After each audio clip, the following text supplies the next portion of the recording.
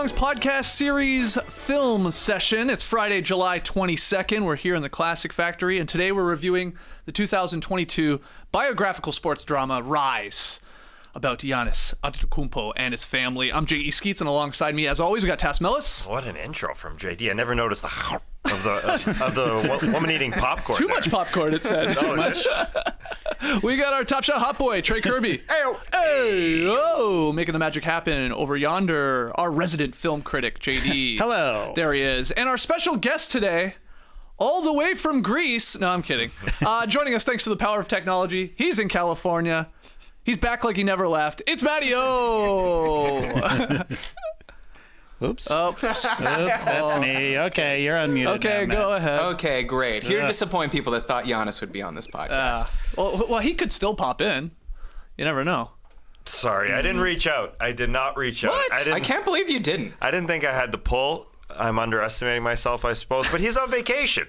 He's vacationing more than Lialis. He is circumventing the globe right now. You didn't reach out to Harris or Kevin or Paco even? Maybe has his number still? No? I reached out to Kevin, and he said, I didn't belong in the movie, so I'm not coming on. He said, I'll show up 5/6 of the way through and get everything finished there right at the end. Okay.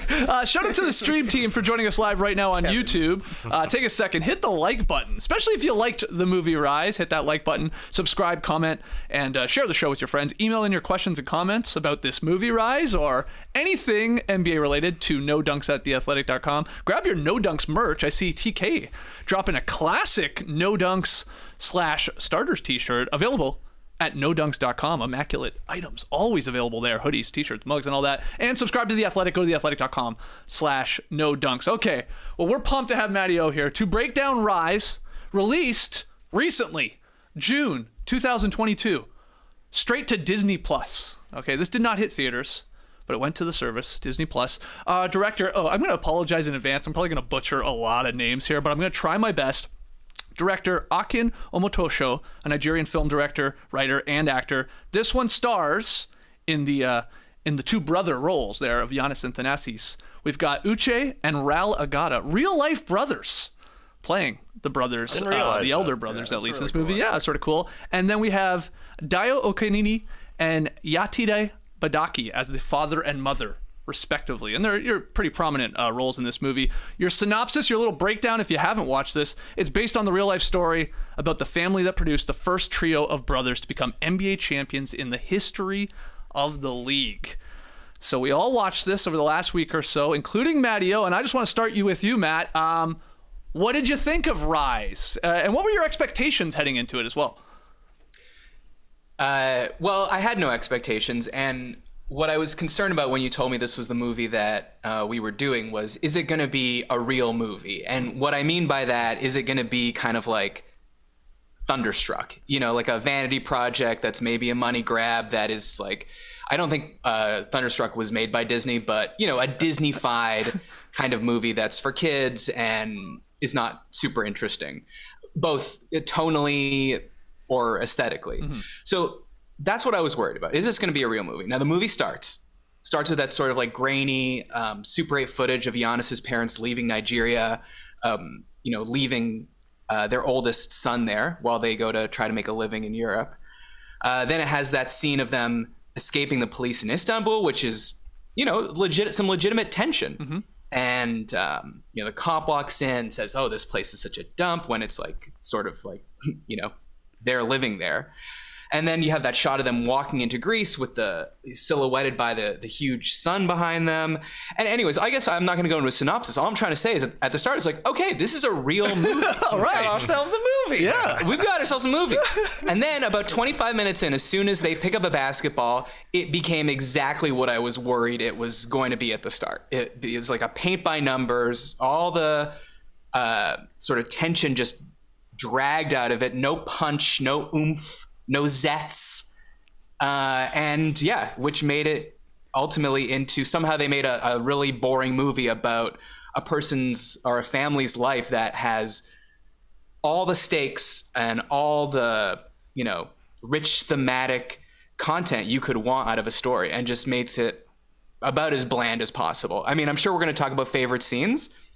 I don't remember a single scene from this movie past the 25-minute mark, and then before the end when they go to the draft. So wow, it never got you back then. As soon as the basketball started happening, you were tuned out. I didn't even think there was that much basketball in this movie either. Right, Trey? No, well, I don't want to make it seem like, because they were playing basketball, I wasn't interested. It was just some of the most boringly filmed basketball scenes ever. Trey, do you agree? Well, I mean, the most tense parts, no doubt about it, were at the beginning when Giannis's parents leave Nigeria, and then when there's the raid where they're living in Turkey as well. So no doubt those are the most tense parts. But I have the exact same feelings going in as Matt. Like, this is going to be a Disney movie because it's on Disney, and we do know the story of what happened, and it feels like a Disney movie. Like, what a unique path to superstardom that Giannis has taken. Nobody has had a story like this.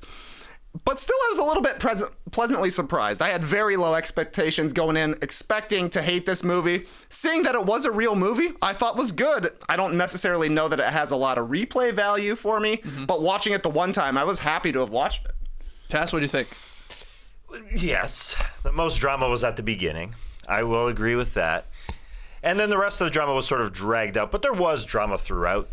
The middle hour, I guess, is what the big complaint is here. The first 25 minutes, there was, the deportation instances. And then there's multiple instances of Charles, the dad, possibly being deported because he doesn't have his papers. And so that was very real rather than very dramatic. The scenes in the immigration center where he goes, I think, probably 3 times throughout this film, where there were some cool shots. I like the overhead sort of bird eye view in the immigration center. A nice apotheke, if you will, JD, a very large apotheke. Yes. But yeah, it became real rather than the real 1, 2, 3 punch of the beginning, which I was happy about because I think it really reeled you in. It could have been super slow. It could have really hit you over the head with a lot of Francis Antetokounmpo, their first son that they left.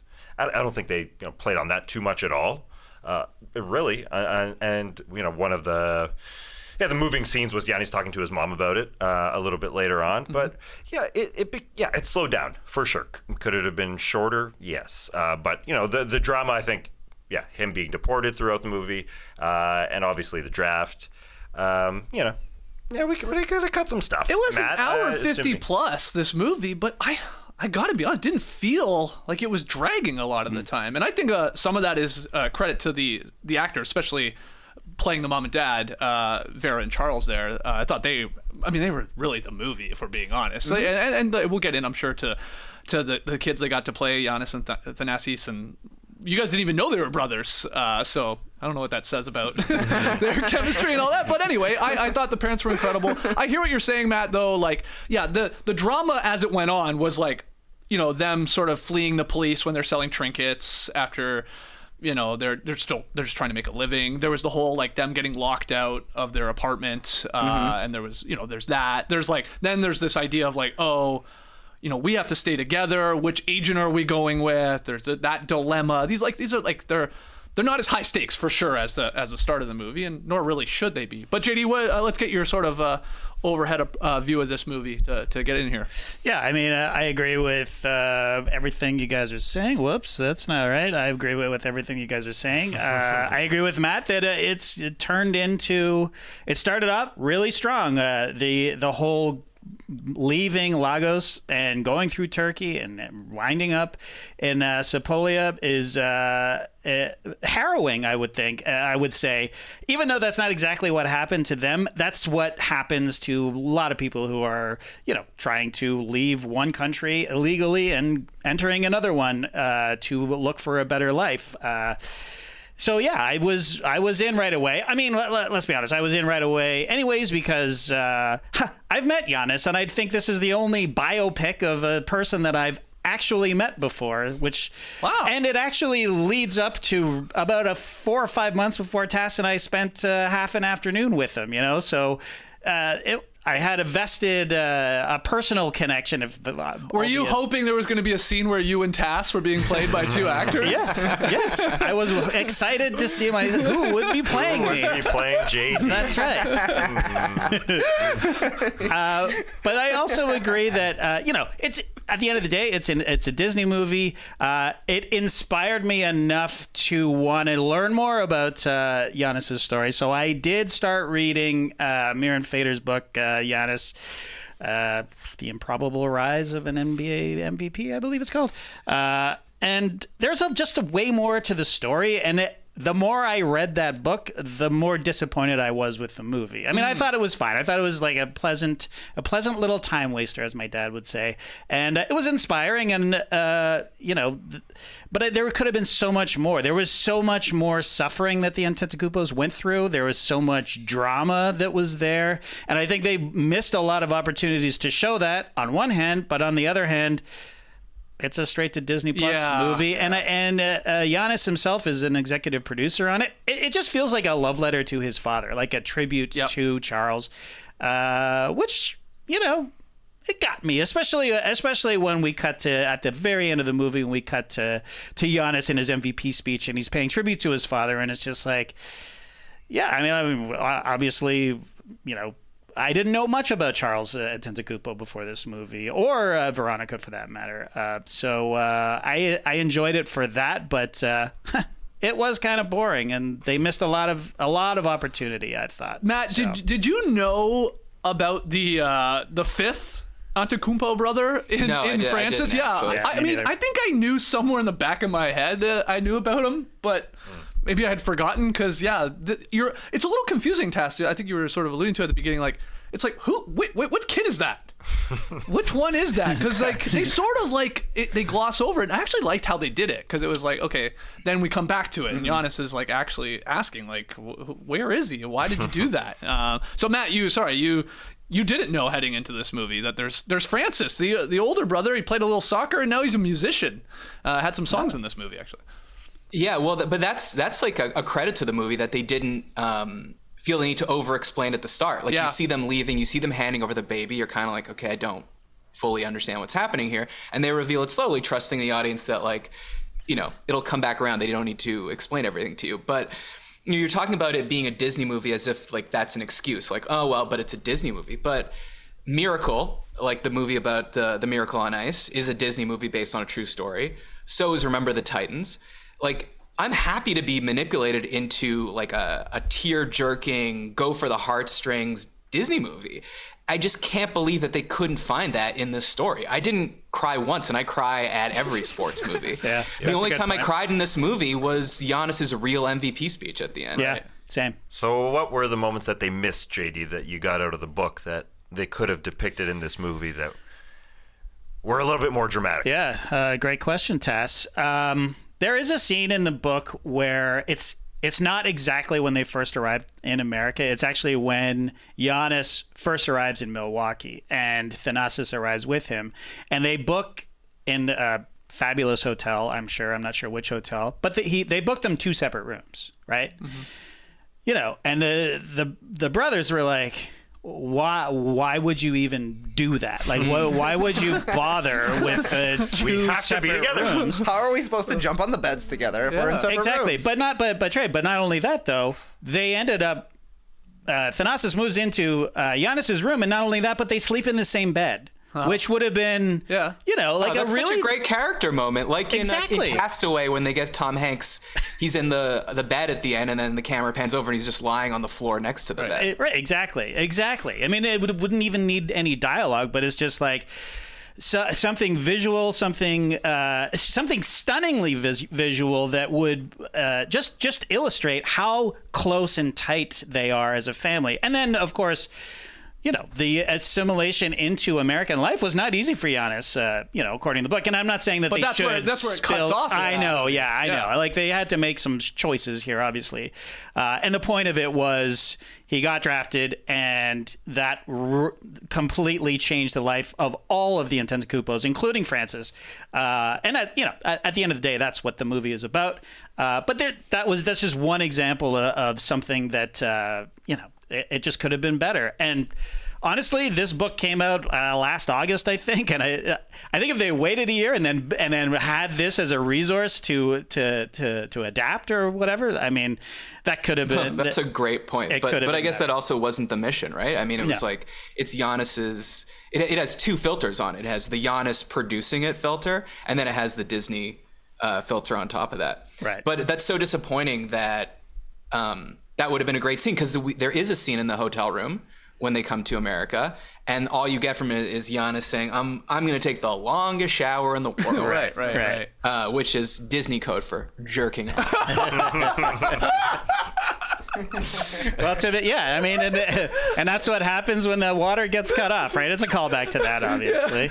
Yeah. So, do you think that that's what Veronica was saying to Giannis? Giannis, it's like you're washing all of Athens off. I honestly did think. I did too. Yeah. To be honest, Maybe that's why he slept at the gym. sorry. Where else is he going to jerk off? I mean, That's why he slept at the gym. At the gym. He slept at the gym occasionally. Oh, that's why he was asleep in that scene at the start. He got there to put some shots up, jerked off, and was like, "Oh man, I could use a lie down." Listen, we also Not expecting that. we also got the jumping on the bed scene, which actually did take place. Oh, that no doubt. actually did happen.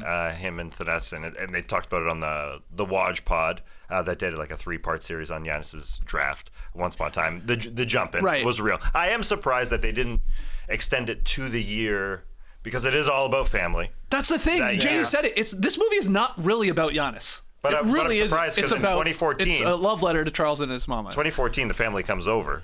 He has a season in Milwaukee where he's alone. yeah.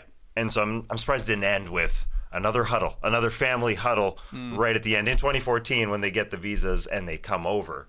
That was kind of surprising to me, because keep rising. Coming soon. Rise too. It's how you, Honestly, it's how though, you finish. that is a full movie. Like that, him arriving in America and his first couple of years at the Bucks is honestly you could make an entire movie about. Oh, definitely. You even get the joke where they do like a coming to America joke when they finally arrive in America. Fish out of water stuff would have been really funny to see. And honestly, maybe the movie could have used it, because now that Matt mentioned Remember the Titans, I loved that movie when it came out. There were many laughs in Remember the Titans. There were many like comical moments. I didn't feel like there was a ton of levity in this, and maybe some fish out of water stuff would have been an avenue to see some jokes, and it would have probably sped up the first half of the movie to Giannis getting drafted. But I mean, you just kind of have to choose where you're cutting off where the rise stops, because like they could have just kept letting him rise until he eliminates the Phoenix Suns and wins the championship with 50 points. Like it was a pretty steady rise the entire time if you really wanted to keep going for it. But I guess they just wanted the draft angle, though I would have liked some Milwaukee stuff as well. Yeah. Would you how many jokes are in this movie? How many like actual trying to make a jokes? I think there's only one. Okay, well, there's the Coming to America line, which they really like. They just like slip it in there. I think it's the Good Morning, My Neighbors. And that's like it's like very quick. Thanasis made another joke, I think. But what do you got, Matt? There's the guy when their coach says, "What is a 76er? A 76?" Yeah. Yes. Okay. Yeah. I think that's the only joke in it.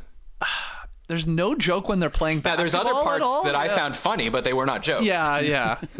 I found everything to do with Harris with one R. Everything about him I found funny. And you were saying he's not a real guy in real life. I mean, he obviously had agents that helped him out. He had two agents. He had two agents. Maybe they just wanted to make him one guy. Right. And then maybe they had an ode to two agents when they brought in Kevin, which was the American counterpart to Harris, which was interesting. Maybe they just didn't want to have two there. But Harris had that haircut was a little odd. He's a little frumpy, I guess, was the character. But I wanted Kevin to introduce himself as Kevin Mignon. That would have been good. That's my favorite Kevin of the last 6 months watching movies. It's another Disney movie. Kevin Mignon. That's another Disney movie. Kevin. Yeah. So is there a minion named Kevin? I guess there is. He introduced himself as Kevin Mignon. Oh, the Rise of Gru. There's a real crossover with Rise and Rise of Gru. Exactly. I was a little confused. Like Kevin Mignon. I was confused of the look. It sounds like you're saying filet mignon. Yeah, I know. Well, I think that's the point of Kevin.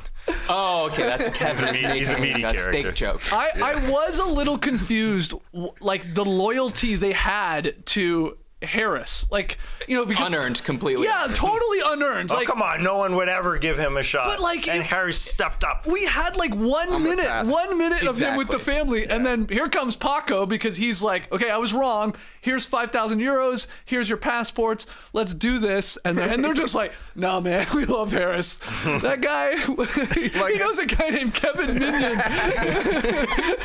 Wait till we get back and see Kevin. He knows this guy Drew. It's gonna be great. We have a nice setup. I was with Charles. I was wanting to sign with Paco at that time, no doubt about it. Yeah. But shout out to Vera and shout out to Giannis, honestly, being like, no, this guy showed us loyalty. But, okay, I guess he did, but it wasn't a He lot. put in a lot of phone calls, man. Did he? He said he called every team. Well, that was one of the only times that I did laugh was when Paco says, coming in with his BDE and he's screaming, "I'm the #1 scout in this country." I was like, first of all, you're the #1 scout in Greece, which It's not even the most popular sport. It's not even one of the most popular sport in Greece. The #1 scout in America doesn't walk around screaming, "I'm the #1 scout in this country." I also thought it was hilarious when he said that, to the point that I didn't know his character had a name. You guys were saying Paco before the show started. Right. I was like, what? You mean the #1 scout in the country? I thought that's what it would say in the credits for that guy. But, he got his comeuppance at the end when Giannis finally got drafted and he had to watch the draft on a phone by a stanchion. What a loser. It was odd when he drove away. He's in his Benz, Mr. Paco, and you just saw a windshield or a window with fingerprints on it. You couldn't even see his face. It was just a dirty window. That was I didn't notice that. Buffett before the shot. JD, what other things did you like about this movie, or the actors in this movie, if you want to talk about the two brothers playing Giannis and Thanasis, or, like I said, the parents there? What jumped out at you? Or nothing? What did I like about it? I mean, Did you like Charles and Vera? The Of actors course, playing yes. them? I thought they were really I thought they're obviously the heart and soul of this film. Charles especially, but Veronica as well. They just holding it together, doing their best. The scene with the bureaucrat in the apotheke was appropriately frustrating. Although I will say that a little line would have been helpful to the plot. Just basically saying, Veronica even says, "Our children are Greek; they were born here." Right. So the bureaucrat should have had a line that actually doesn't legally make them Greek, which is kind of confusing, I think, to me and a lot of American people, because if you're born on American soil, you are American. That's where the anchor baby term comes from, and that is not the case in Greece. So when it gets down to the end of the second act, and they're trying to get visas, and the audience is just going, okay, well, but they're Greek, so who cares? But that is not the case. So I think they could have had a little bit more exposition there, but I did like the bureaucrat. She was infuriating and frustrating, and that's what we wanted. And it's a gorgeous movie to look at. Like, I agree. It's vibrant. It paints Sepolia and Athens in a beautiful light, but also to its detriment, because you're not really seeing the suffering that the Antetokounmpos went through, like hunger being one of them. And I know that that's incredibly hard to portray. But the first time we see a shot of the boys, all four boys, they're on a couch playing a PlayStation, and they've just eaten a massive meal. Well, according to Giannis, they never had a TV, and he was so guilt-ridden when he got to Milwaukee, when he bought himself he bought himself a PlayStation. He returned it the next day because he was so racked with guilt because of that, Right. and that kind of thing. It just really glossed over just their struggle. Same thing with the Golden Dawn makes an appearance, and it's like, okay, good, yes, they should be in this, because at this time, we're talking about a rise of one of the, basically Nazis. A Nazi party is rising in Greece, to the point where the year that he was drafted, or close to the year, they got like 17 seats in the House in the Greek Parliament or whatever. So I'm glad that they made an appearance, but I don't think that we got a real taste of just how there was a lot of racism that they were facing in a country like Greece, and just how precarious their situation was because of that. They literally the kids especially had no nation. It's not like they were citizens of Nigeria either, right? So, when Charles is freaking out, they went to play basketball? It's like, I want him in school, and I want him where I can see him, because we could be deported, we could be separated, and that would be a complete disaster, obviously. Anyways, all that you to have say, to imagine that was a crazy struggle in making this movie, editing this movie, of like, how dark are we going? Right. How real are we making this? Oh, this is a Disney movie. It's supposed to be light. What a story. It's inspiring. Totally. And they can be both, don't get me wrong. I'm sorry, like Bambi's mother dies at the beginning of Bambi. Yeah, fair Like enough. you can show hunger without showing the true, like, really horrific physical and mental effects of it. It'll read as, wow, these people don't have enough money to eat. And I think that's fine. But I mean, a question for you, JD, based on what you were just saying, or for the rest of you, were there enough villains in this movie? Because there was Paco, 2 scenes, biggest agent in the country. There was the landlord, right. 2 scenes. There was the immigration lawyer or functionary, 3 scenes. Yeah, Right. There was one during one game, someone makes one racist remark to Giannis.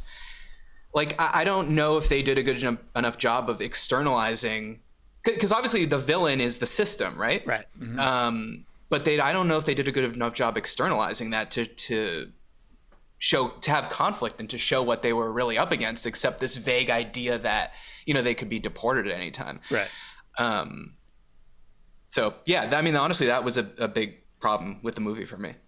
Yeah, I agree. I mean, there is no Paco felt like a note, right? Like it's just it's probably like exactly what you're saying, Matt. Is just we need some conflict. We need somebody to hate, somebody more than just the bureaucrat, more than just the system. We just need a physical, what do you call it?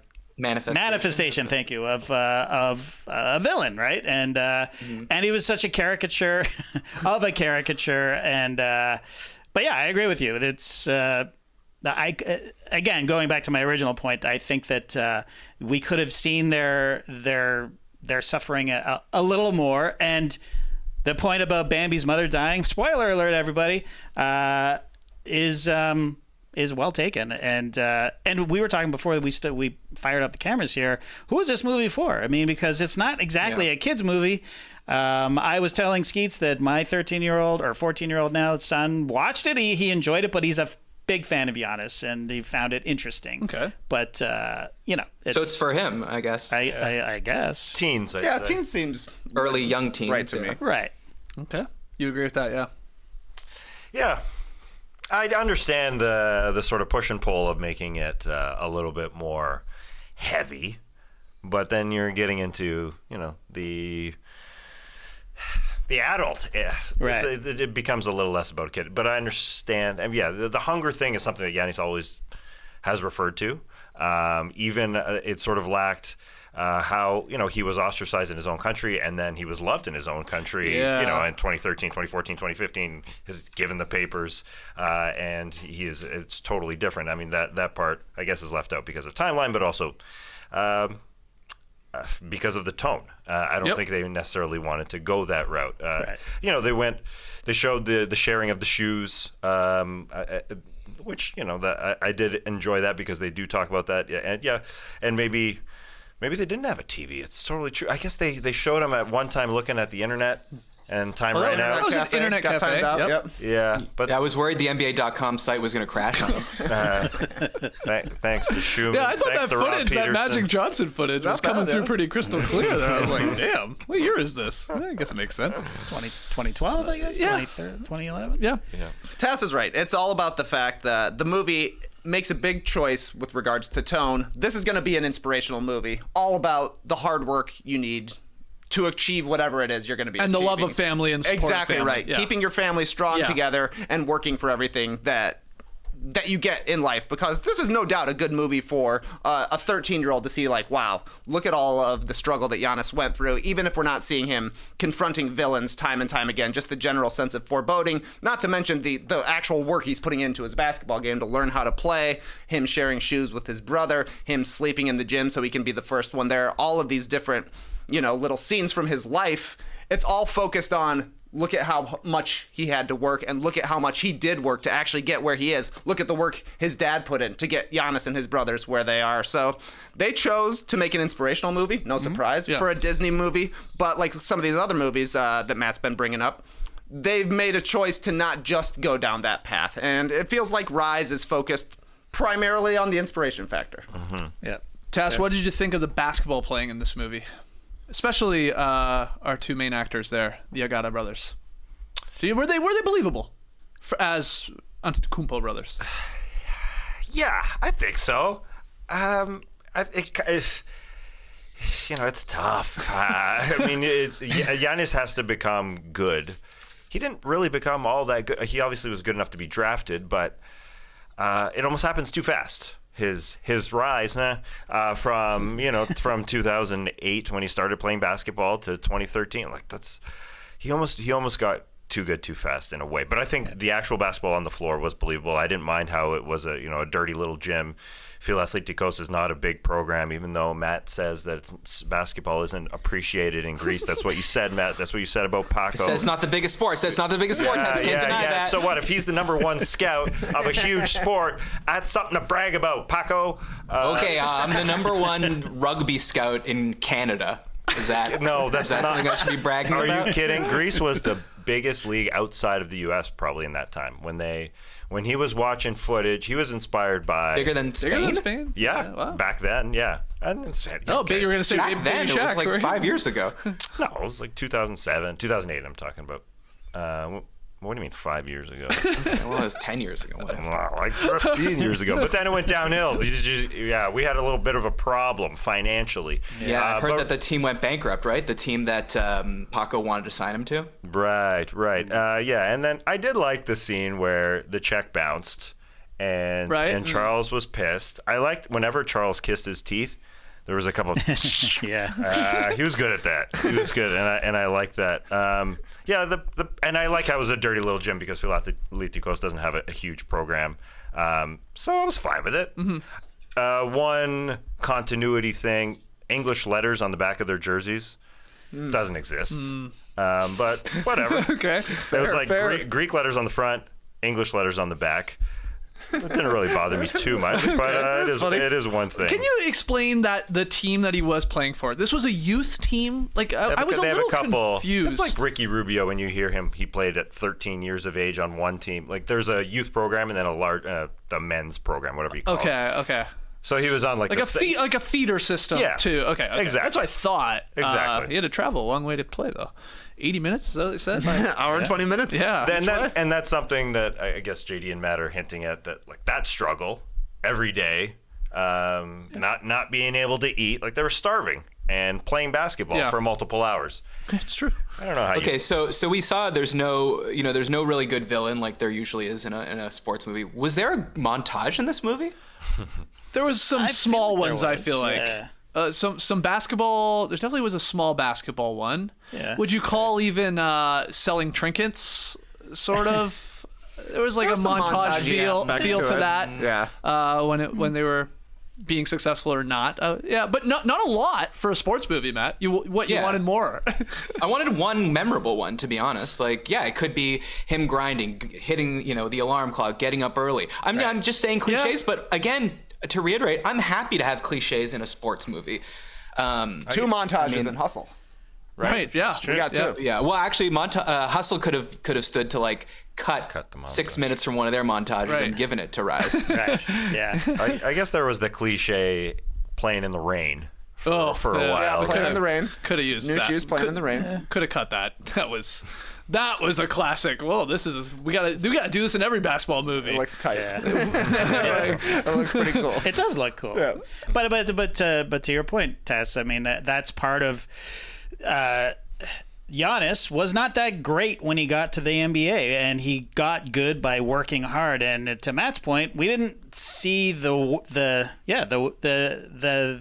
dozen raw eggs and the get up in the morning, and we did see him sort of run up the mountain and next to the Acropolis there and do that was his little version of Rocky. It looked cool, but we didn't see the grind and just how much effort he put into. You're right, basketball. because we only saw just the one bus ride, Right. to get there. Mm-hmm. Not a lot of basketball, as we've talked about. Like even getting better at basketball. There's a couple scenes where he's like shooting around, clanking shots. He can't handle a double. No, keep they're ripping running it at him. on the side. So a little bit of that, but I was even confused with you guys have brought it up a couple times, like the sleeping in the gym part. Right. It was like he was just there, the one morning, and then Takis, the coach, is like, what? him sleep. Yeah, exactly. He's tired, but yeah, I get what you're saying. It was only just one of that, and maybe this movie would have been helped a little bit with the classic montage that Matt's calling for. Just give us a couple minutes of that repetitive, I want this more than everybody else. We didn't see the boat cruise, that's for sure. didn't see the boat cruise. This is what happened in Hustle. Right. We didn't see a I lot thought you of said it. boat cruise for a second. I was like, We didn't see what's the boat this part of cruise. the Giannis story? He took a boat to famous practice? boat cruise. Boat cruise. I once had fillet mignon.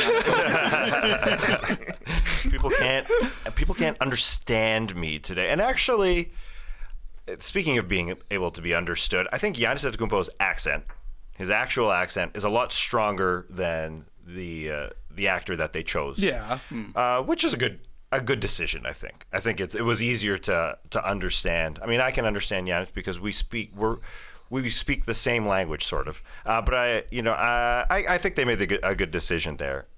But yeah, we didn't see him getting. It did seem like he got better at basketball pretty quickly, and we couldn't see him eating a dozen raw eggs, JD, because he didn't eat. Yeah, good point. He didn't live on a farm to get eggs. Man, I just felt bad, Matt, for that Thanasis in this movie. It's this guy was the real deal. He was. I also didn't know that. I didn't know that he was the promising prospect. Yeah, right. The original And that Greek he injured freak. himself. Yeah. Yeah. Yep. Well, let's just, because we're sort of hinting at it, but to me, one of the things that is I cannot get over about this movie. So you have a couple scenes of him playing in that club gym, which apparently is actually filmed in the place where they actually played. Mm-hmm. So now he goes to try out for FIBA.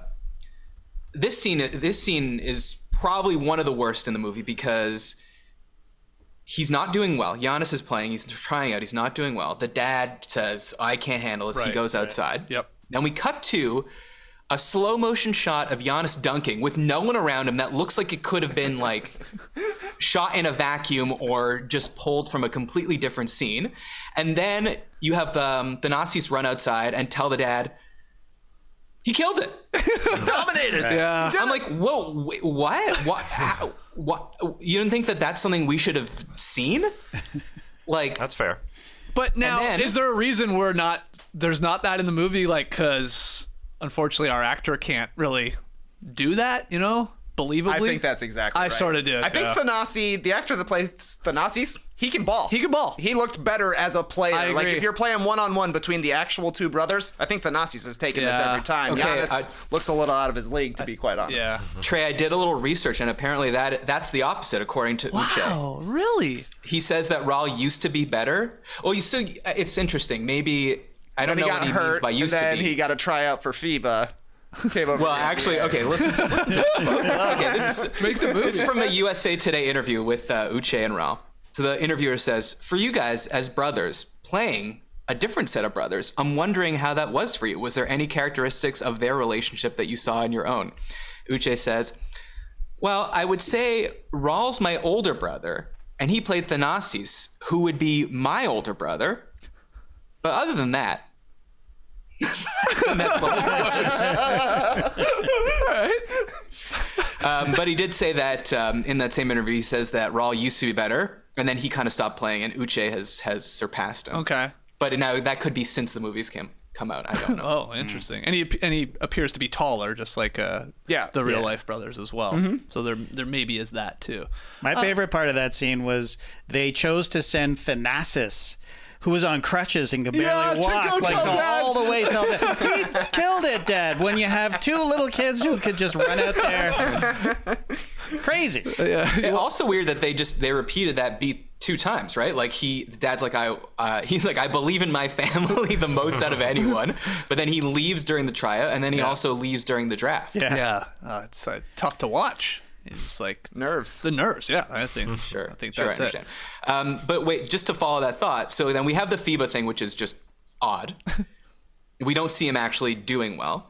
And then the next time we hear about him playing is the scene where Paco comes in. Then they tell him to screw off. Harris comes in and he tells him his plan. He's like, "You're going to play for Spain." And they're like, "Well, is that smart? What if we can't get visas?" And he's like, "No.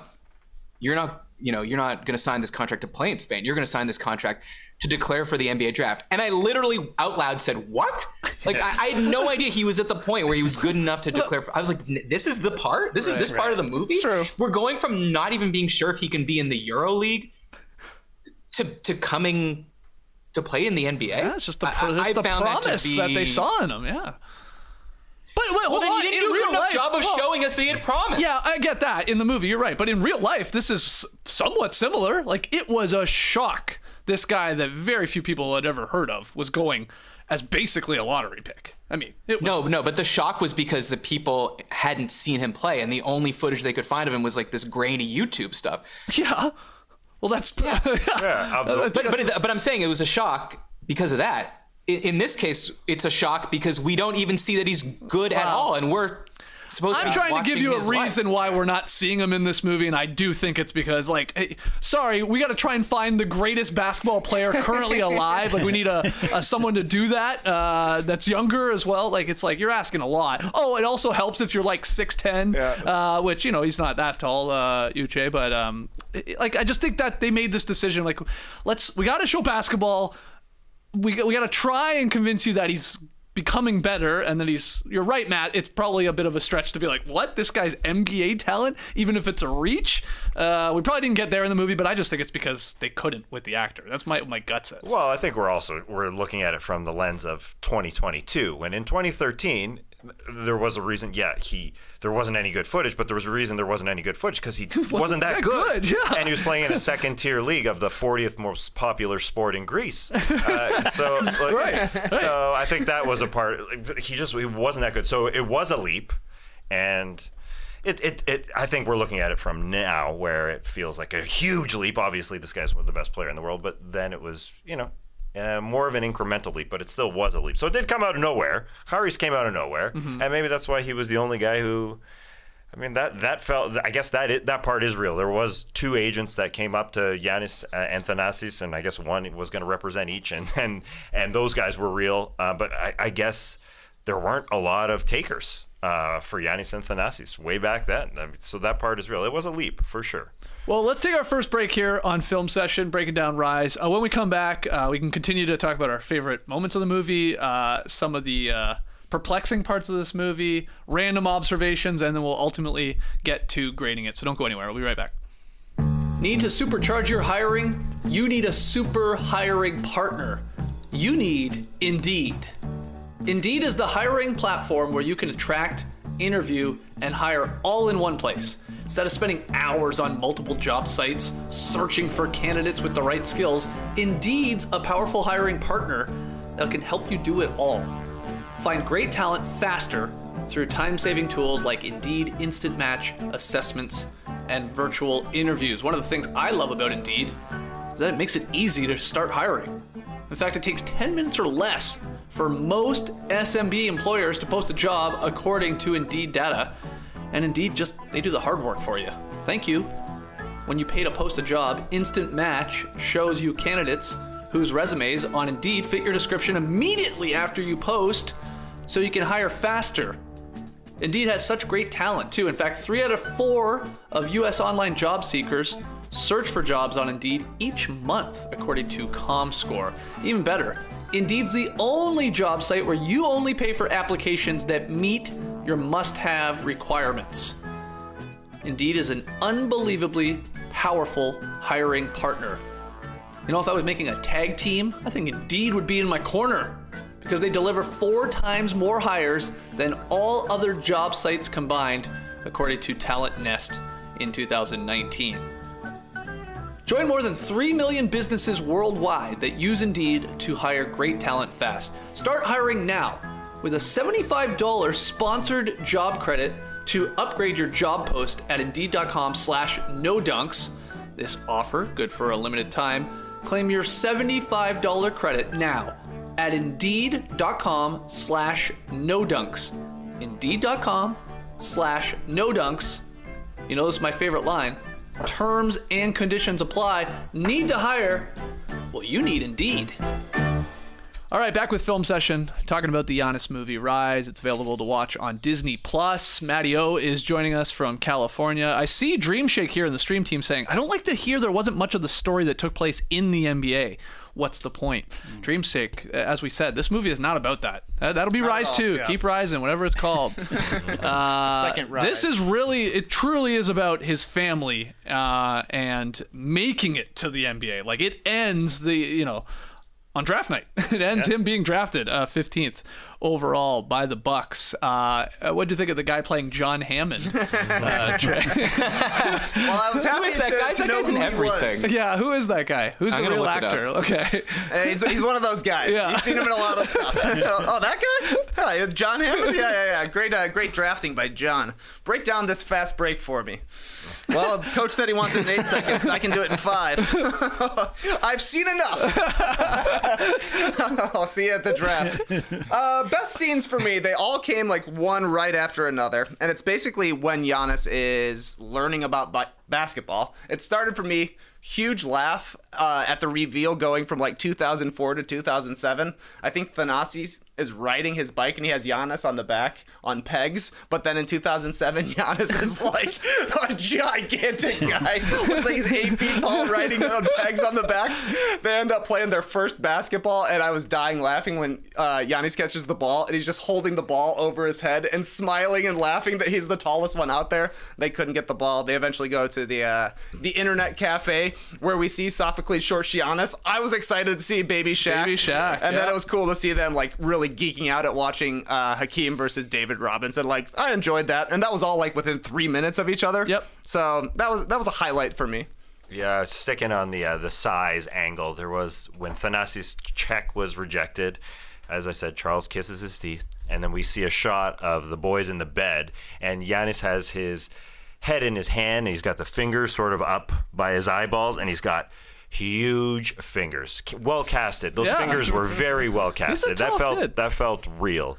And I like when David Stern ended up shaking Giannis's hand. The late David Stern, that was done well. That was. Oh, it was real footage. No, sorry. That wasn't Giannis Antetokounmpo. Yeah, I forgot about that. That felt real. Actually looked pretty good. Yeah. Nora mentioned that too. I was like, whoa! Forgot about that. Is that Giannis Antetokounmpo? No, that's not. Yeah. Right. And speaking of the fingers, you see the actor is always doing this, right? Like who? The actor who plays Giannis. I feel like I'm blanking on his name. Uche. Yeah. Like there is this mannerism where he's always sort of blowing on his hands, and he does that a lot in the movie. And I'm like, that kind of reminds me of Giannis. Oh. Like it's just a small, tiny thing, but it really sort of brought him to life in as Giannis to me. Yeah, Giannis had his fingertips on this movie. No pun intended. He flaunted John Hammond. He made sure to give a little respect because all the other executives were. What was the 76ers one? It was like agent number one, not agent number one. Like basically, it was like 76ers executive or something like that. Yeah, and then there was an OKC one, no name, but then Johnny Hammond got his name on there. For sure. JT Plus has I think a decent question. Tass, did you hate the way they portrayed Greece? There was almost zero love. That's from JT Plus in the stream team. You agree or disagree, or want to answer that? Well, I think there wasn't a lot of love for Giannis Antetokounmpo growing up, and so it felt real. It did feel beautiful, JD, because Greece is beautiful, but Fair. What's that? Fair, yes. Fair, but at the same time, there was overhead shots of the streets in Athens where everything looked dirty and filthy, because that is also Athens. There was a damn lot of pigeons early in this movie because there's a damn lot of pigeons in Athens. Listen, if this was a real doc about the things, as we've said, that he went through, it could have been a lot uglier. And the racism that he saw, as Matt brought up that one instance when he's on the basketball court, so it could have got a lot uglier. This is a Disney movie, and it got Disneyfied, but it could also have been a lot more Disneyfied. I think they did depict, some of the non-beautiful things about Greece. Matt, what were some other things, I guess, that you disliked about this movie, or made you laugh, or just random observations? We can jump around here. Well, definitely the hardest I laughed was when his old coach, when they're all watching back in Greece during the draft, and Giannis gets drafted, and he just like says the least enthusiastic. He goes, "Yeah, man, all right." that sounded Jamaican there. Well, by the way, Jamaican Cool Runnings, another good Disney sports movie. Sure. Okay. It's possible to make a good Disney sports movie. You're right. That guy's accent was. It was come and go. Tatis, we're talking about the coach. Yeah, with the beard. It was Littlefinger-esque. It was kind of there. It was kind of not there. Well, first of all, Tass, speaking of accents, complete vindication for you calling Giannis Yanni.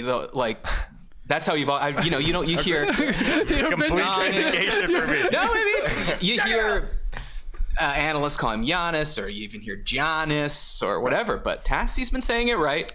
No one else is saying it that way, but Tass is right. I've been Americanized at times too. For I think there was a few years stretch where I went Giannis. But yeah, they call him Ugo at times in the movie. I like that. Because that's his middle name. So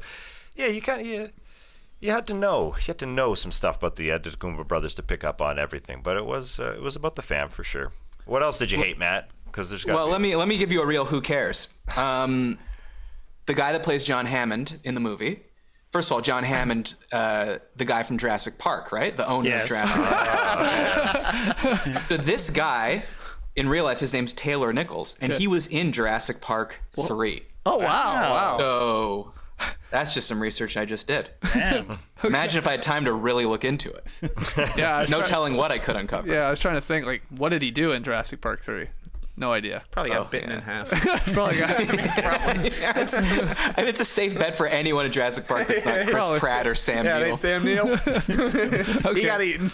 I to get us into some random notes here. I did really enjoy Harris. Every scene, mainly because everything he did, I found comical, and I think that's a big reason why I'm like, wait, why does this family trust him so much? I thought they jumped to that really quickly, but.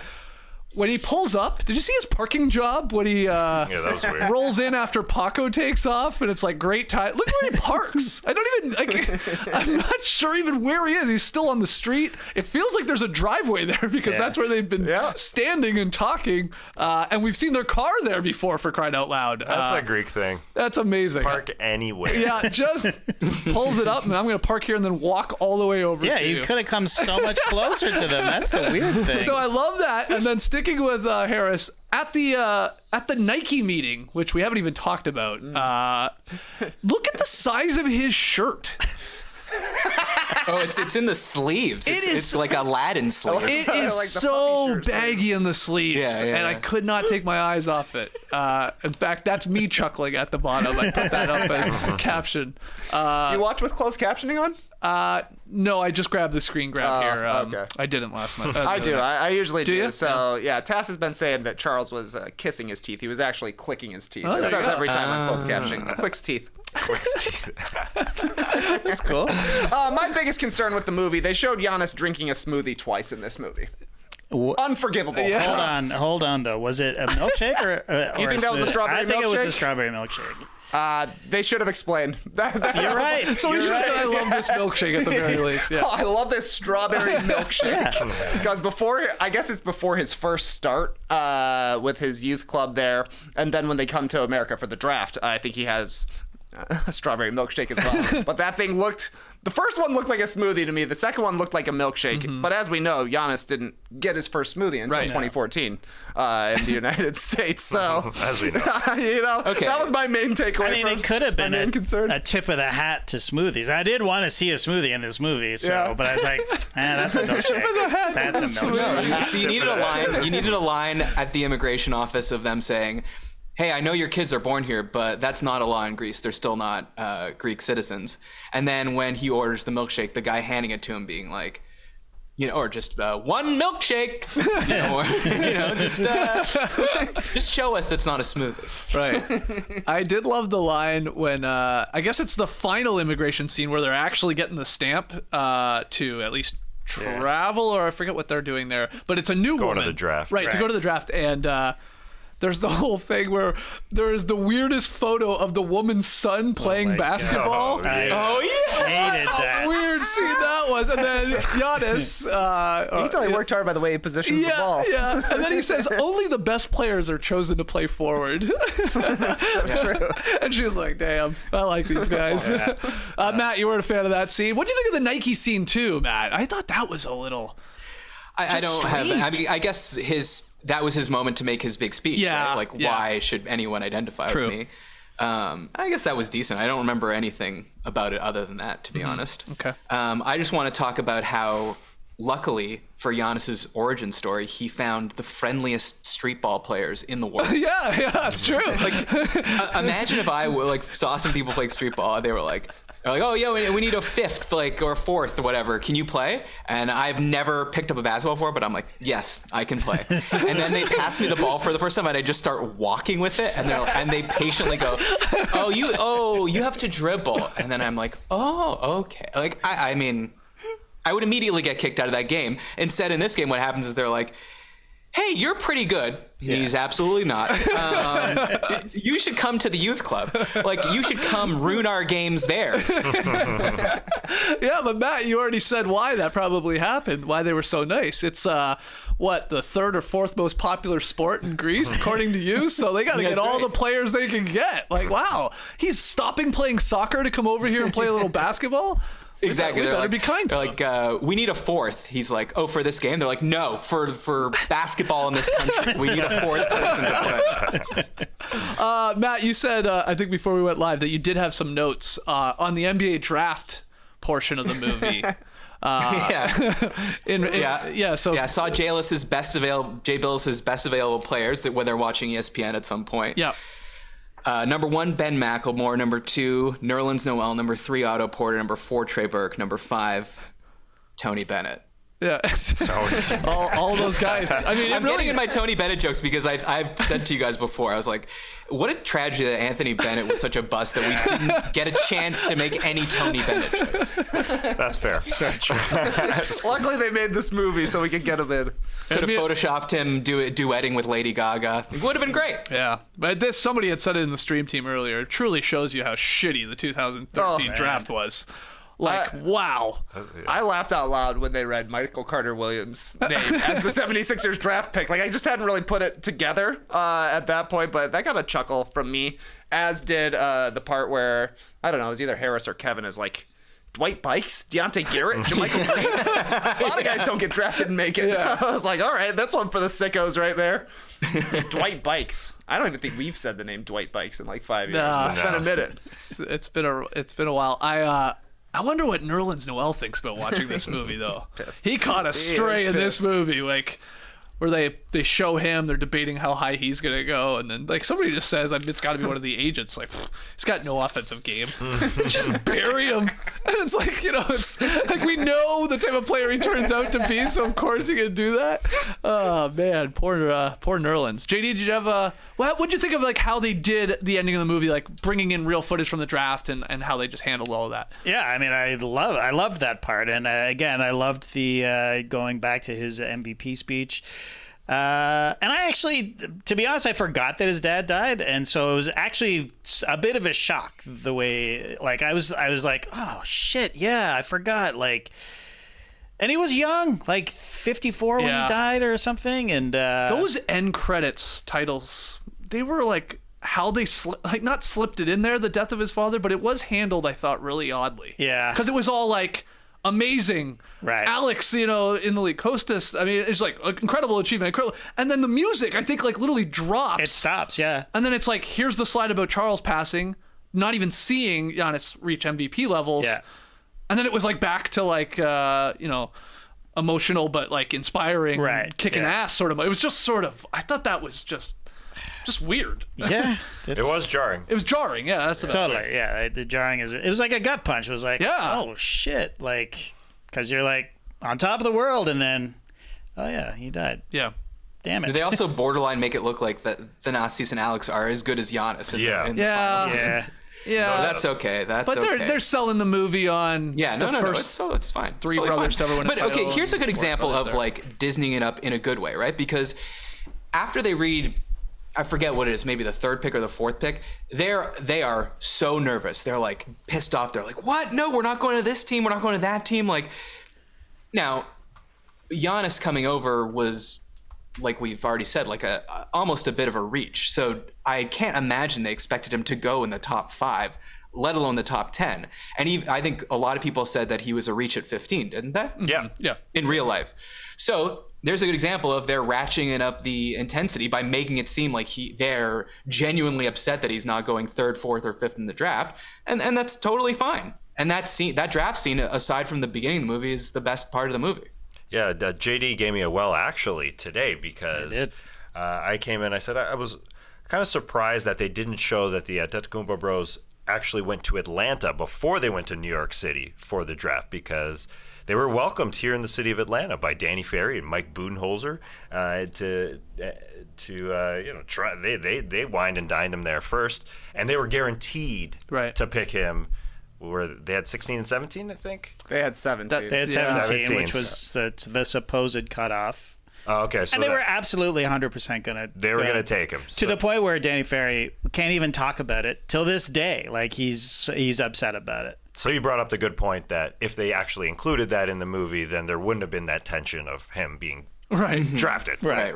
So that was a good point. Well, there was a big, the whole part, the tension at the draft was not only is he going to get drafted, there's that layer, but it was more like he's getting drafted, but it's like, oh, let's hope he doesn't go to a team that's just going to say, go back to Europe. Go back and play in Europe, and what's that going to do to the family and our issues and visa statuses and stuff like that. So yeah, I think it was a good decision not to keep the Hawks. I almost said Sox because. Rhymes with Hawks, but also they gave him socks as part of a package of stuff. Like, and he was so moved by the fact that he had gotten free socks from the Hawks. So because it rhymes, and also because he comes from nothing, poverty, and just the simple gift of some socks was, could have been something cool in the movie, but also. Whatever. There's only so much time. Mm-hmm. Mm-hmm. Any other random notes, Trey, that you've got written down there? Did they edit out booze during David Stern's walking out? Yes. Because he says, "Thank you for the enthusiastic Brooklyn welcome." They're booing him at that point. Yeah. I have to imagine. I haven't gone back and watched the start of the draft, but I thought that was pretty funny because, I mean, it doesn't play like that at all. It's just like, hey, I'm walking out to announce the draft like I always do. They're going crazy for me out here. Yeah, that stood out to me as well, Trey. I was just like, he's getting booed. Big time. Do you think that's the NBA saying, people wouldn't obviously understand. David Stern is past. Yeah, exactly. They wouldn't understand it was like a loving boo at the time. Like, this is what we do. Yeah. So, yeah, no doubt about it. That's why they edited it out. But if you were there watching the draft at the time, you'd be like, huh, that's not how it usually went when David Stern came out. Right. I did like that they nailed the suit on the actor Giannis? portraying Giannis. That was, you remember he had that exact suit, if I remember correctly, when he got drafted there. And he was there, of course, because he went up on stage and did get a chance to shake Stern's hand and take the photo and all that. It was pretty wild. Anything else, Matty O, on this movie? Do we want to talk about the critical response to the film?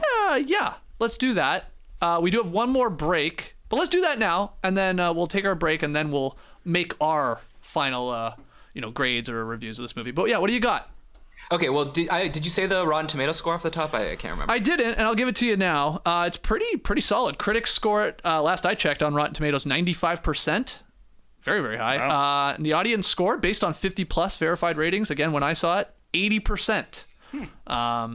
What Matt, that's a lot higher than I feel like you first of all, yeah. the most interesting thing is, sure, I mean, obviously I'm going to say that those are both too high, but fine, whatever. That the audience score, and this is clearly made for an audience like a feel-good movie, were 15% lower than the critics. That's pretty crazy to me. Yeah. For sure. Okay, but here's why I want to talk about Rotten Tomatoes, because I went just to check it out after I saw the movie to see what people thought about it. And you know how it gives little capsules of the reviews? Yep.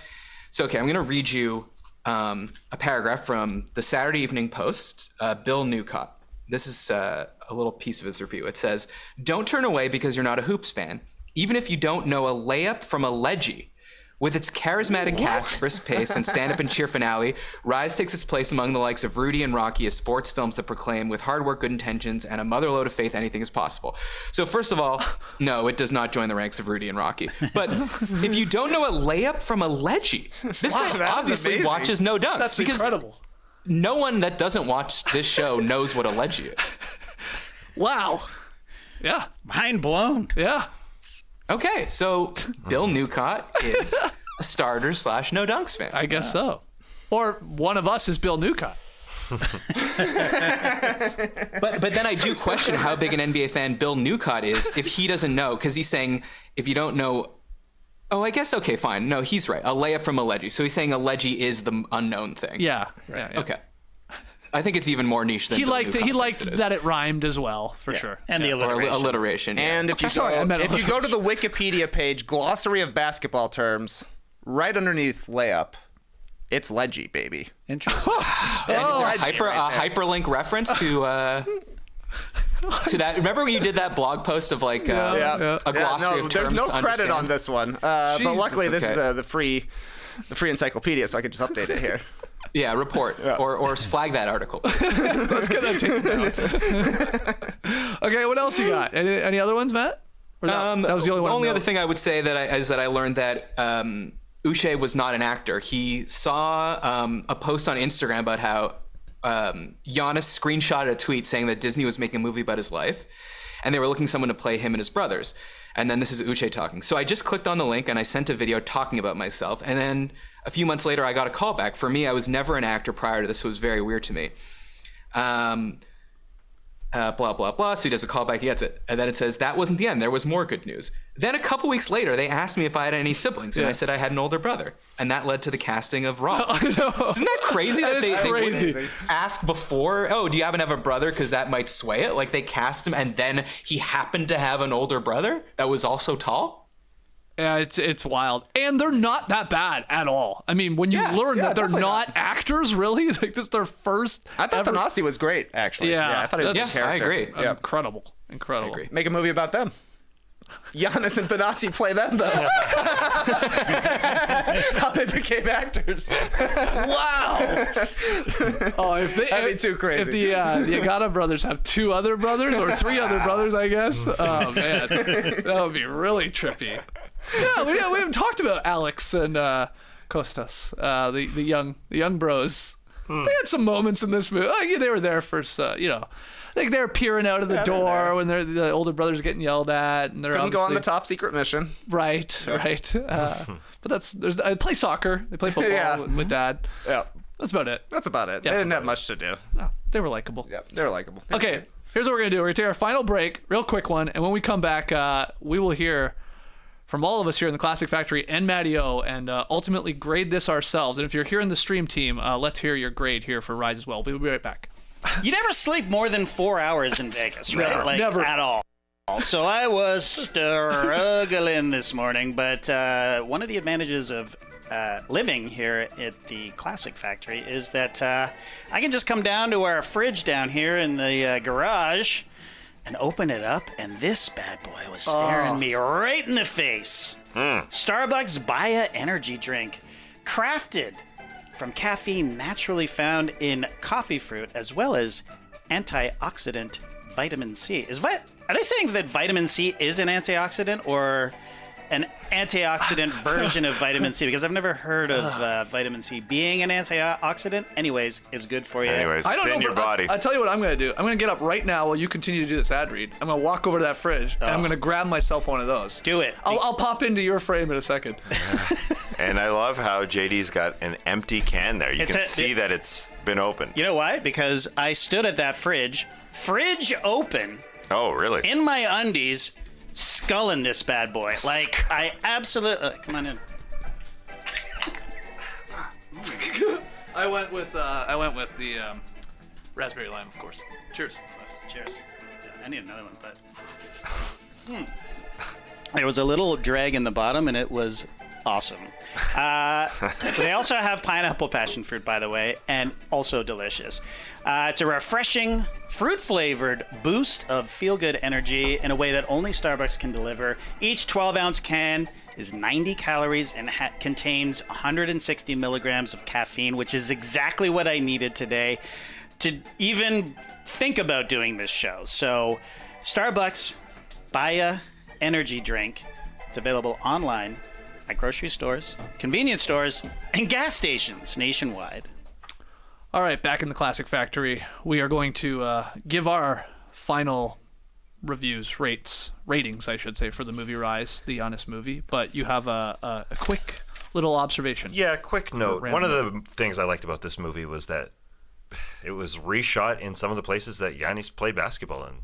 The youth basketball court, I can't even say that. Filatlitikos, where he started playing, and also the first court where he was just the tall guy was the same court that he played on that he got invited to, and I was surprised that Nike didn't squeeze in that they had remade the court with Giannis's likeness on the court, because I think it looks so badass. Sick.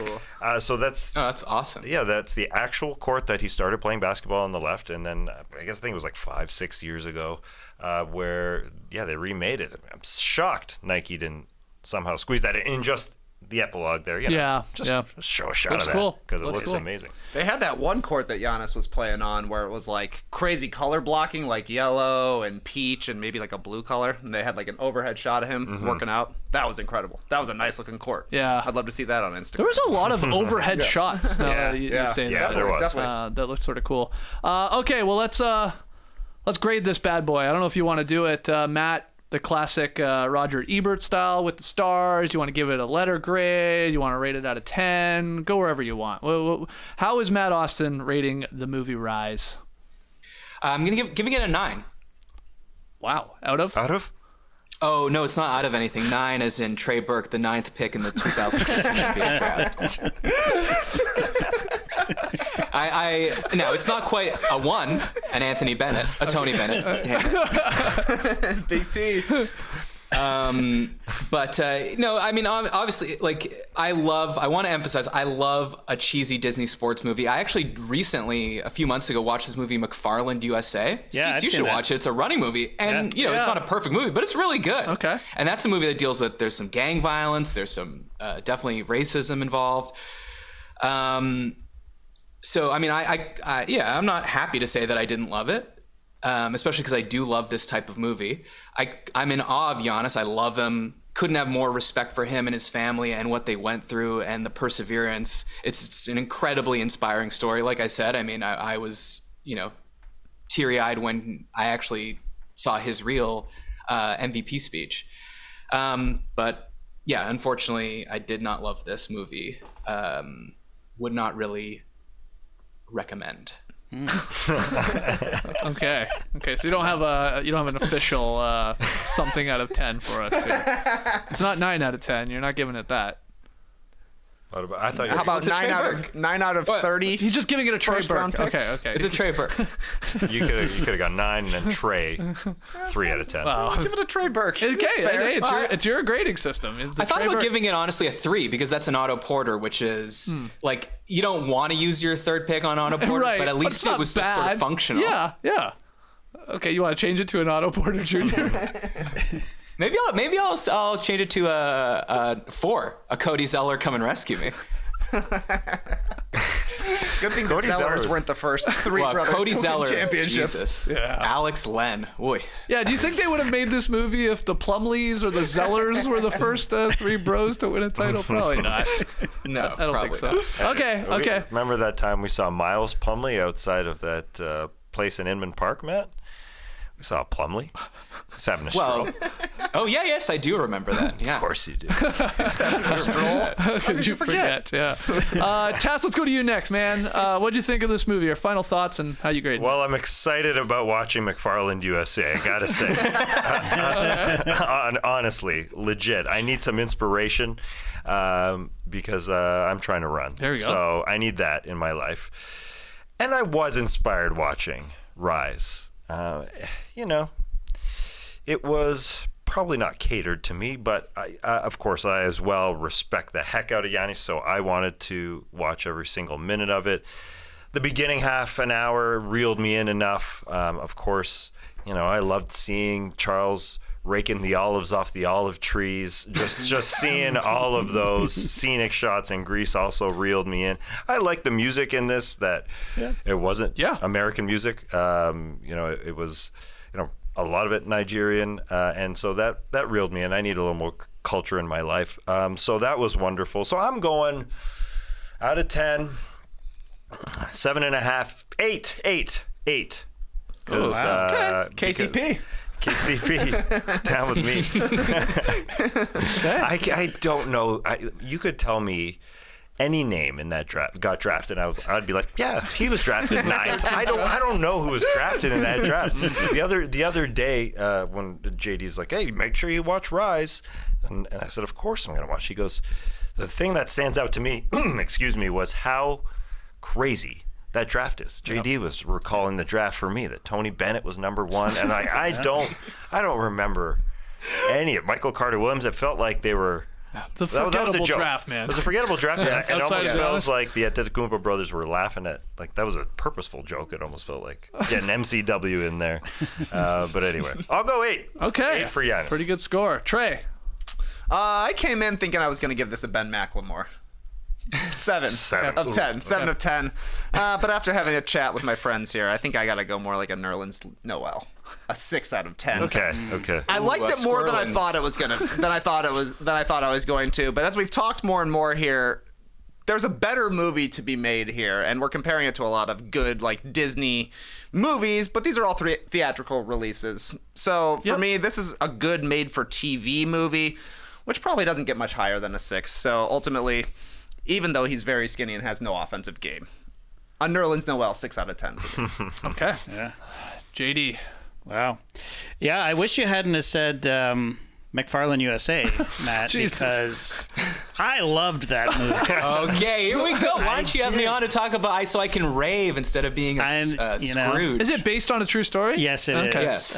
Of course. Who is it? Costner in that? Yeah, it's Kevin Costner. It's Kevin Costner. Wow. Is he doing like a Yellowstone sort of accent on this? Grumbling and growling the whole time? Wow, okay. Yeah. So it's about Seth MacFarlane running a race? Not quite. Oh. Anyway, I love Giannis. He's probably my favorite player in the league. I feel like I have a connection to him because of that 2 hours that we spent with him in his rookie year. Also, there's the Greek connection, and he has had a relationship with this show over the years as well, right? Task calling him out, and then him actually responding to our, us giving him awards and him actually accepting them and having a nice, funny speech for them. He's just all around a great guy. So I want to root for him, and I want to root for this movie. And I did find it interesting, but only from that perspective, right? Like only because I've met the guy and I love him and I was interested in his story. And the movie actually made me curious enough to actually go buy a book about basketball and start reading a book about basketball, which is pretty rare for me. So there is that. But I wouldn't recommend this movie to somebody when there's a McFarland USA on the table. It's just not that good. It's a wonderful love letter to Charles Antetokounmpo. Absolutely, but there is, as Trey said, there is a much better movie in this story for sure. This movie is going to be inspiring. This story is inspiring no matter what happens, right? Like there is no way you can't be inspired by the rise of Giannis and his family, and just where he came from to where he ended up is. It's a miracle, to borrow a another Disney movie, another better Disney movie title. So I'm going to give it 4. 4 out of 10. Wow. Yeah. JD, you don't want that on the picture of like a biopic, like you'll love Imitation Game, and then in small letters, if you've met Alan Turing. That's right. If you haven't met Professor John Nash, you're not gonna love A Beautiful Mind. Yeah, exactly. All right. A 4. That's lower than I thought you were going to get. You know what? I like Trey. I came in, pretty hot. I was probably thinking a 6 or a 7, but I got talked out of it. I got talked out of it. Okay, so we got a Burke, we got a Nerlens. JD just dropped a Zeller. Yeah. Did someone give it a Macklemore, or was that Trey's original? Task gave it a KCP. I went KCP. Yeah. Oh, KCP. Okay, so Skeets, did you? I guess I'm higher on this movie than you guys, which I can't believe. Oh, sounds like you might be a CJ McCollum.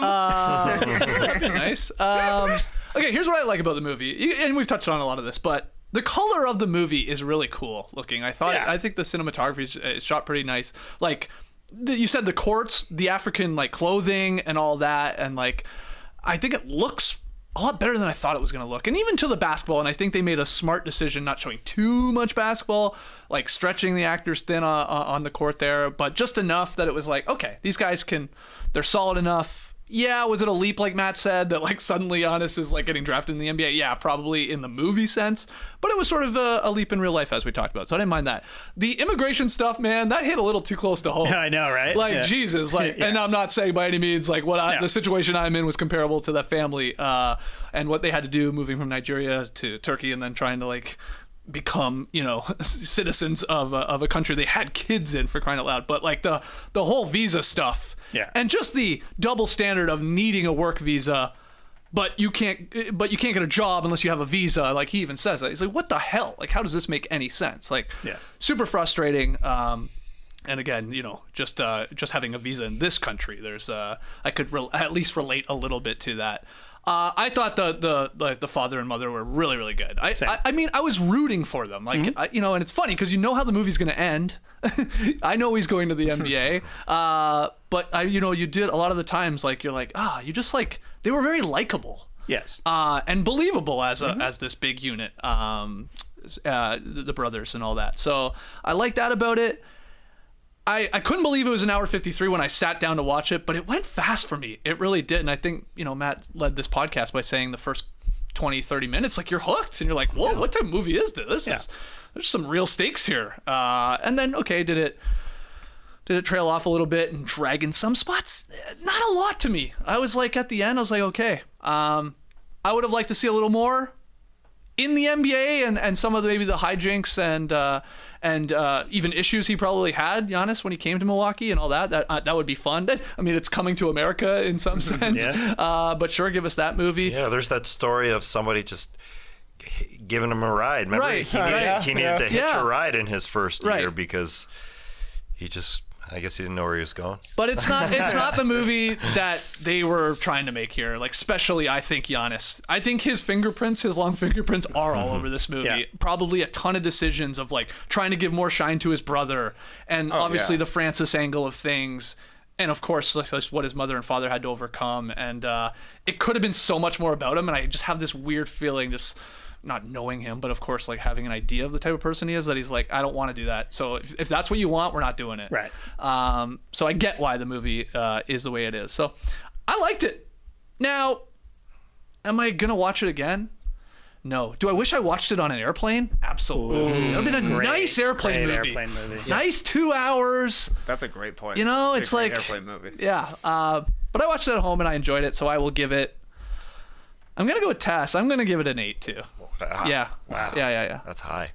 It's not a bad movie though. It really isn't. I agree. This is the lowest score I've ever given a movie that I like. I like this movie. I liked it. I just thought it could be so much better. So, and again, I don't think I would recommend it unless you're a huge Bucks fan or a huge Giannis fan or a Paco fan. Pac, yeah. I mean, he's the number one scout, you know. If you like scouts, then this is the top movie guy for you. in Greece for the third sport. Yeah, that's interesting. You liked it, but you can't give it a very high score, and you can't recommend That's it. why the critics' score is higher on Rotten Tomatoes than the audience score, because everybody likes it.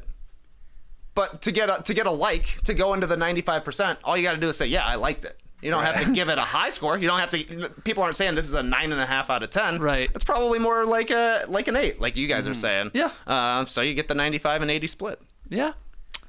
I don't know. Matt, any final thoughts, my man, as we wrap this up? Oh, it's something that just came to me. When you podcast in the past, that's your ego. When you podcast in the future, that's your pride. When you podcast in the present, that's humility. Okay, none of you are basketball fans, I guess. You don't remember that speech that Giannis gave? No, there was. Yeah, no. That's the. Is that the Nike? No, it was a not. press conference, and someone asked him, "You don't play with a lot of ego. Where did you learn that? For such a young player, most players don't learn that until they're in their 30s." And he like off the dome just gave when you focus on the past, that's your ego. Focus on the future, that's your pride. Focus on the present, that's humility. Come on, Charles told him that at some point. Yeah, it feels for like it. sure. Okay, maybe, but he had the answer ready. Charles and Vera had a lot of boom, big lines. Of course, the family scores. One We all score, we all score. score. Yeah, The whole that, family There's scores. that. There's many others. That's a beautiful message, and I think they did a good job portraying that message. So, I would like to see this movie made from Thanasis' point of view. Oh, interesting. Oh, interesting. I don't know, because again, Real Rosencrantz and Guildenstern. the guy made the NBA. He's in the NBA, Thanasis, and he was a top prospect. He was the guy originally. And just to see his younger brother overshadow him, and by all accounts, he's just super selfless guy too. Like the sacrifices that he has made and the family has made. It's interesting to me. Maybe It was great parenting. They are the nicest people. I mean, it's a real. What's I guess most movies are about that. Good things happen to bad people, or bad things can happen to good people. This was a good things happen to good people. Yeah. That's true. It's true. Right. You're right. It was great to see. Guys, let us know what you thought of Rise. I know you guys are in the stream team right now. I like Carlos saying, I don't know if I'm going to watch this movie now. I should have watched it first. Yeah, that would have been smart there, Carlos, but that's okay. Reviews first. But email us your thoughts on Rise, nodunks@theathletic.com. You can tweet them into @nodunкsinc or leave them in the YouTube comments. Matty O, can't thank you enough for jumping on here and breaking down this movie. What's going on in your world over there? Anything exciting? We saw you, of course, in Vegas at the. I saw you a couple. I mean, much like the song that we sang 15 times in Las Vegas. I'm taking it easy. Oh, wow. All right. Been running down the road? Oh, actually, this week I did loosen my load. In the shower? Not even really what I meant. I meant the other way, but sure. You took a dump in the shower? Oh, that's weird. Well, it is Door City over there. Yeah. Let's rave about that. Yeah. That's a You show. want to talk about the rehearsal, do you? Oh, loved it. All right. We probably got another one coming out this weekend, don't we? Oh yeah, Friday night. Tonight. Oh, tonight. Oh, Oh, is it Friday? I thought it was Sunday. That's exciting. Let's All right. watch it. You got a TV in here? You want a live podcast? Sure. Us watching the rehearsal. Oh yeah, five old start it men talking about how they're excited for Friday night because their show's coming on. Can I stay up till 11 p.m.? That's the question. Oh, wow. Probably not. Come over here, JD, 8 p.m. I know. Let's move the show out to LA, guys. You should. We do it at night after the games. That way, when people wake up, it's right there for them. All right. We're still on the air. Rusty man. All right, guys. Let's hear your thoughts on Rise. We will be back next week. We got some NBA podcasts. We got some No Buns, our baseball podcast. No breaks because we got a race this weekend. We got a race. Where are we racing? France? Yes. Hot as hell in France. That's what they're saying. Watch your engines. I think I saw a little practice this morning. They're saying 60 degrees Celsius down on the on the track. 60. That's too hot. That's way. That is too honestly too hot. hot. My goodness. Get an air Anyway, those conditioner. are all those podcasts are coming next week, and a whole lot more. So we'll see you then. Have a great weekend. Thanks again, Matty O. Clipper Bros. You heard it here first. Have a great time. Turn up. Love you guys. Awesome. Thanks for joining us. Really, Matt should have just kept that Giannis quote that you just dropped for this, right? So I could regret it twice? No, why would you regret? How about? Okay, so it was about, being in the moment, right? Okay. Carlos on the stream team just said he regretted not having watched the movie. Can you sort of transform Giannis's quote to Carlos? Okay. Yeah, you can use your pen and paper and craft something. Yeah. We got time. Like, Carlos, what's up? Writing it I do like how many pages you apparently printed about this movie. I heard a lot of saw that paper. at one point. Yeah, it's rustling. Look at this. This guy's prepared. Don't watch movies in the past because Someone's already just podcasted watch movies in the present because that's true humility. Is it? Embrace your Tess, I regret it a third time now. I'm sorry. No, you shouldn't have regretted it. Your presence is a gift. Hey, look, when one podcaster screws up a joke, the entire podcast really screws up very a nice. joke. All right, embrace the weekend, people.